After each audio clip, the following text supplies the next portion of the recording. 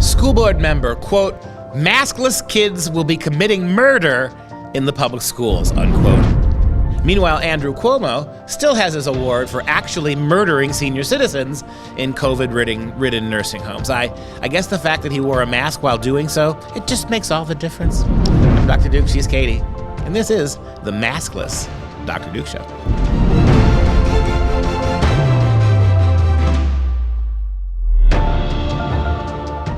Hello, everyone, and welcome to the Dr. Duke Show. As you know, we are the only program that keeps you educated on the craziness impacting K-12 classrooms and college campuses around the world. Today, the show is sponsored by Mike Lindell and our friends at MyPillow. You can save up to 66% at MyPillow.com when you use our access code, Dr. Duke, D-R-D-U-K-E. Again, save up to 66% in MyPillow, wonderful merchandise, and help this plucky little show by buying something from Mike Lindell. Okay, today we start in Oklahoma, where the wind comes whipping down the plain and where stupidity and school boards go hand in hand. School boards are now comparing unmasked children to classroom murderers, despite the fact that their hyperbole is not driven by a single tiny iota of science or data. This is panic pornography. In fact, let's show you a clip. Mike, cue the cheesy music. Let's show a piece of panic pornography. Because it's just not okay for kids to commit murder by coming to school without a mask. And when it comes down to it, it's possible. They will cause a death of another child because they come to school without a mask. That's not okay. That was so good. I need a cigarette. Well, that was school board member Linda Sexton, who, she's even got the word sex in her name. Wow. As you saw, she was part of the Norman Public School Board in Norman, not normal, Oklahoma, where it is not okay in Oklahoma right now. There are so many, just so many jokes you can make today. See, it's hard to stop once you start, isn't it? Except mine are PG rated. Now, Linda Sexton, as you saw, was talking directly to the two board members who were not wearing masks. I believe, at least according to that video, that angle looked like she was addressing them. Maybe she was, maybe she wasn't. But anyway, the fact that she says it's just not okay for kids to commit murder by coming to school without a mask. Just stop on that one. Again, do you see what I mean when I call it panic porn? Yes, I've been calling it panic porn for many months. Thanks for watching my show. And did you see how just dramatic she was? Of course. I mean, there's no other way. Apparently, she wanted her district and others to stand up against the governor, Kevin Stitt, who is reportedly refusing to allow mask mandates for school children because a mandate would make it so you have no choice. So in May, he had actually passed a law prohibiting school districts from imposing these mandates unless the governor has at least declared a state of emergency that's in effect for the area. Now, according to Sexton, she would like to try to find a way to stand up as a district. Stand up and wear your mask is what she's saying. And she wants surrounding superintendents to basically push back against what the governor is putting in place. And she said that it is insane to send 5 and 6 and 7 and 8 all the way up through 11-year-olds that don't have a choice about vaccine. But could they not have a choice about the mask? Well, there's a reason they didn't create a vaccine for children. It's because they didn't need it, right? And look, the biggest explosion is going to happen in 6 months, 8 months, a year, when they have in their minds perfected the child's vaccine. That's when you're going to see it. There are a lot of moms and dads out there that might bite the bullet and take the vaccine, or might be willing not to take it because they are adults. But when the government starts telling you your kid's going to have to get a jab of a vaccine that the FDA still hasn't approved, of a jab of a vaccine that we have no reasonable idea what's going to happen 10, 20, 30 years down the road, that's where you're going to see very interesting things happen in this country, I think. And as we've said on other shows, most recently in the direct past, this generation of children are just guinea pigs, mice, rats, lab rats, whatever termed creature you want to call them, because they're just they're not treated like human beings No, half the time. They're They being are groomed. just being. They're being sexually groomed with transgenderism and all sorts of LGBTQ stuff. And now in kindergarten, these kids, they're what's the word? Guinea pigs? That's the what word? I said. I know. Guinea Is that the best pigs, analogy? Rats, mice. Yeah. It's pick your gross term of little fuzzy creatures. But according to the governor back in Oklahoma, he defended his order, pointing out that this is about personal responsibility. And he said, while parents can have their children wear masks and get vaccinated, the legislation does not allow local governments to compel people to take these steps. And this is where we are in America today, not just in Norman, Oklahoma, or the whole state of Oklahoma, or the whole Midwest, or flyover country, as everyone calls us, or on the coast. It's everywhere. It's in this country. It's in all the countries. But we live in America where personal responsibility and freedom of choice is still there. Or at least it should still be there. So it's at this point become a thing about personal responsibility, and the government has done their job. They've given the opportunity. If you want to get vaccinated, get vaccinated. If not, you want to wear a mask, wear a mask. Wear a mask. And that's you the can. thing. All these free from mask legislation. It's not saying you have to not wear a mask. Wear one. If you're worried that your kid's going to get sick, double mask them, triple mask. In Philadelphia now, they're going to have to double mask or the order of the mayor, double masking, right? Do you ever see any double masking porn out there? No.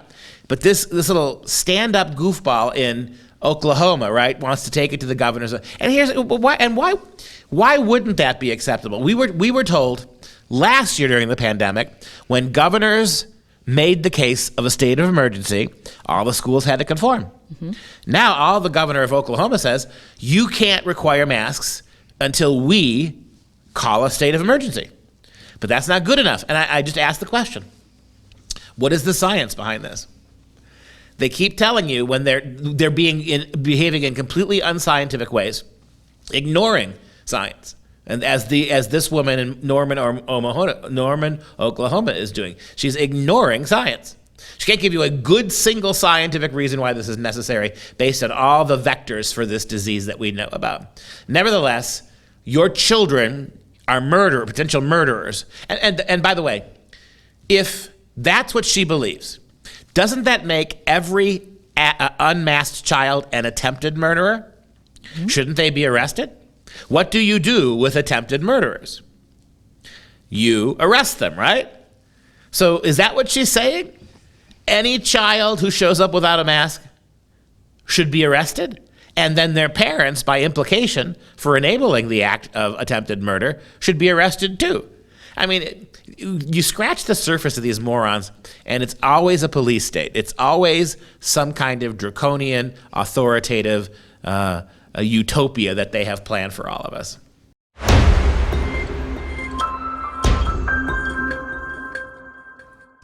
All right, getting out of flyover country, we're going to go a little south, a little east, down to Florida, where Governor Ron DeSantis is caring about the children, and he's having a statewide ban on mandatory masks.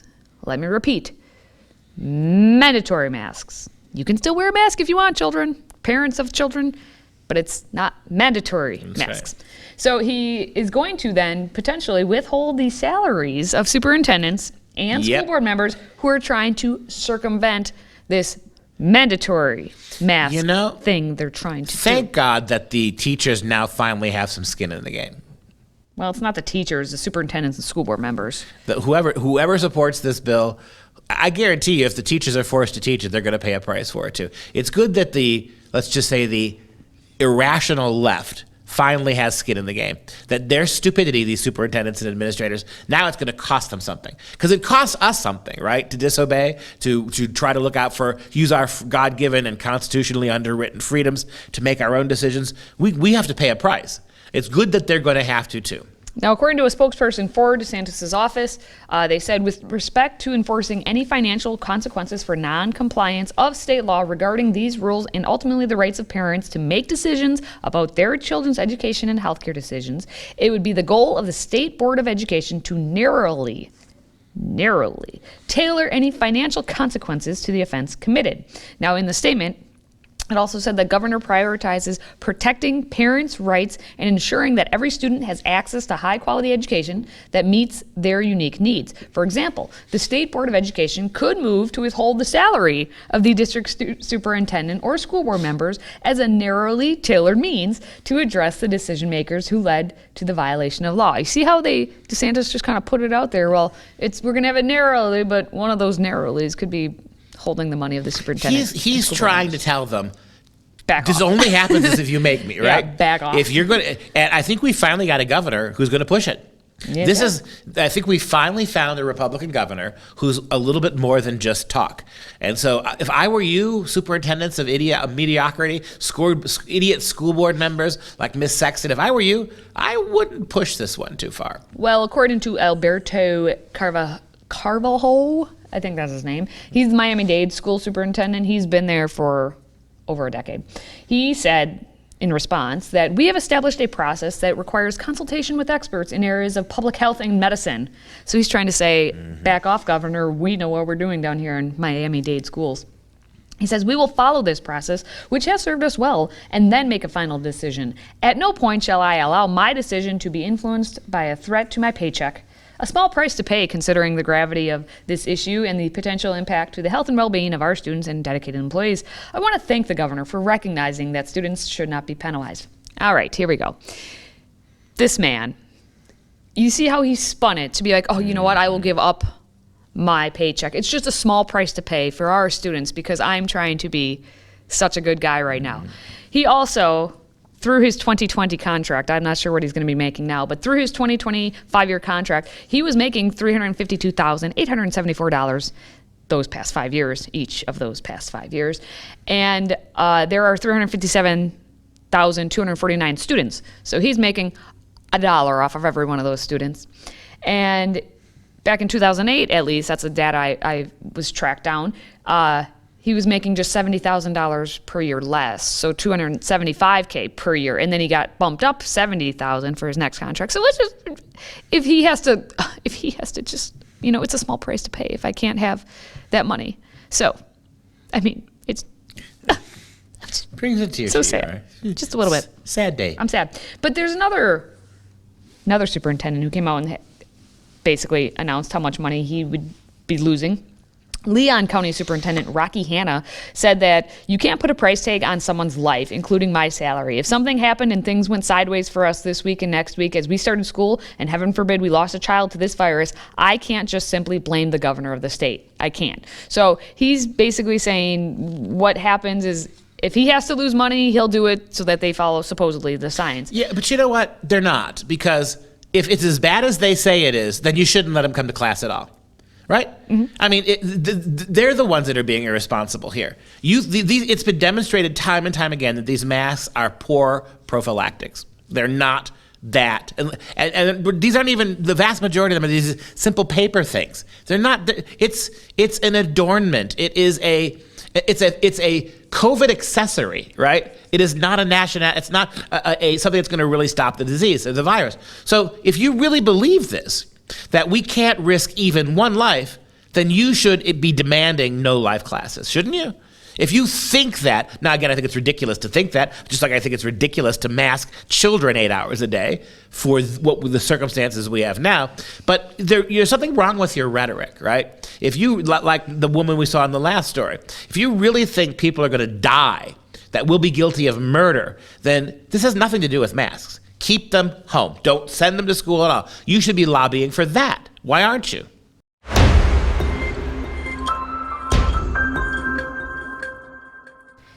It's grifter time. We have a grifter. His name is Ibram X. Kendi. He's a professor. He's a grifter. He's Al Sharpton. He's Al anorexic Sharpton. Al Sharpton. That's his name. Right. Al Sharpton minus the caloric intake. There we go. So Kendi, he's calling a lot of people slave owners, which he tends to do.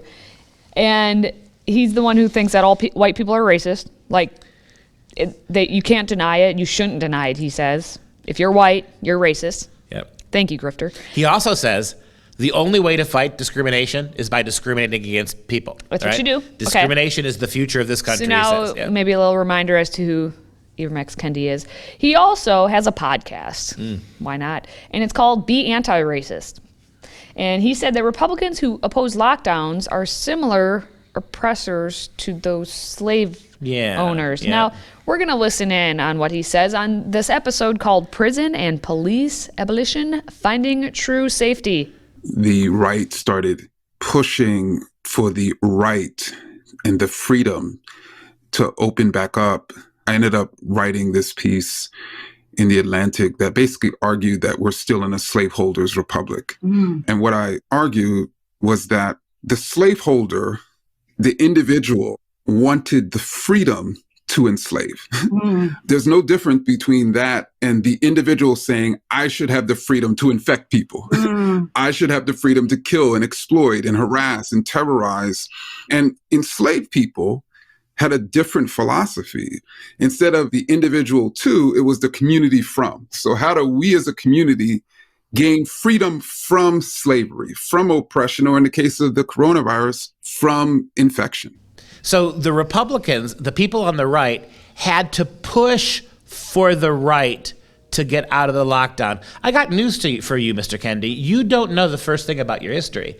We have that right in the Constitution. We have the right to avoid and to break free of oppressive government at any time. So you're wrong about that. And the end of your statement, you're wrong too. You say that enslaved people had a different philosophy. You're calling the enslaved now philosophers, and you're suggesting that their philosophy was very different than this one. You seem to be implying that if you took those slaves then and compared them to what you consider to be slaves today, that what they would have wanted was more government control. What they would have wanted was more people telling you how to live your life.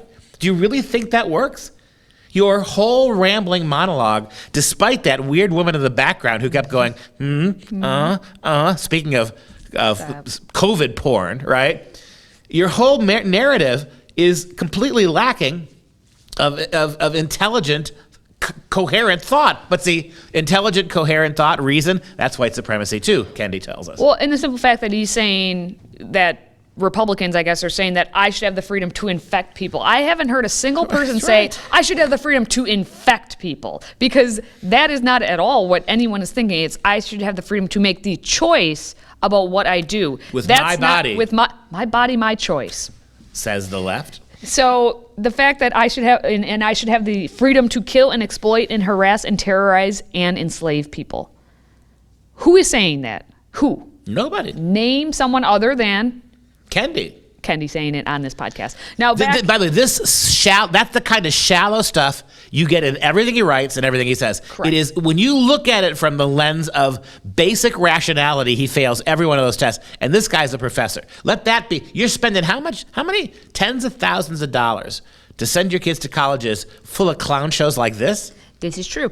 And Ibram Kendi, in that same article that was written in The Atlantic back in May of 2020, he argued in the conclusion that there is something about living through a deadly pandemic that cuts open the shell, removes the flesh, and finds the very core of American existence. The slaveholder clamoring for his freedom to infect, and the enslaved clamoring for our freedom from infection. But isn't it the other way? It's the slave in your metaphor who's demanding less freedom, more control, more regulation, and it's the so-called slaveholder who's seeking freedom from tyrannous government. But don't let the all that stuff about cutting through the shell. Removing the flesh. I'm guessing it's a clamshell if you're saying clamoring. Exactly. Right. Is he trying to be funny? What an odd analogy. Very. Well. This is what, my friends, this is the walking, talking, tenured version of a race hustler. Again, Al Sharpton with better reading habits. Now, you already kind of talked about this whole different philosophy thing, but I just want to reiterate one more time. He's talking about how he had a different philosophy. He says instead of the individual to, it was the individual to, it was the community from. Right. So how do we as a community gain freedom from slavery, from oppression, or in the case of the coronavirus, from infection? So in other words, He makes a slave of the individual. His philosophy enslaves individualism in the name of the collective. In other words, scratch a race hustler, get a global socialist. And not a very smart one either.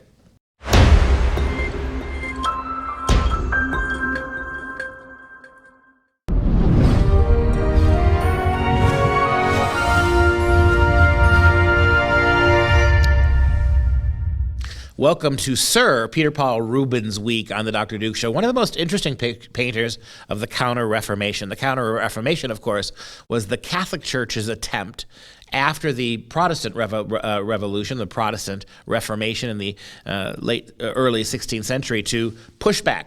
By 1645, you had the Council of Trent, and Catholic theologians got together to try to figure out how to respond to Luther's great movement. And so a lot of this was, how do we change the perception? How do we get our house in order? And one of the things they did, which I thought was, which actually historically turned out to be very successful, was to promote exactly what Protestantism was trying to get rid of, imagery. Right? One of the Catholic Church has always been based on imagery. Paintings and sculpture have been part of the Christian tradition for the first 1,520 years of its existence. One of the things Protestantism wanted to do was to downplay that, to take away a lot of that visual replication, all that visual imagining of what the holy things were and might even look like. Rather than conforming to what the Protestants were doing, using reason to do away with symbolism and icons, the church doubled down. And you had one of the great artistic movements in human history. You had the Baroque. The Baroque is dedicated to oftentimes outlandish visual images of faith and of God and of angels and of the biblical heroes and of day-to-day saints walking among us. And so the church made at least culturally anyway, made a wise decision, one that, because again, this is still an age where most people can't read. So if they can't read and they can't see pictures of the holy stories, then their faith is really constrained. And so the church made a smart move in the short term at least, and gave us, among other things, the Baroque. Take a look at this picture. This is not a Christian picture. It is a picture of the three graces. Go to the larger image here.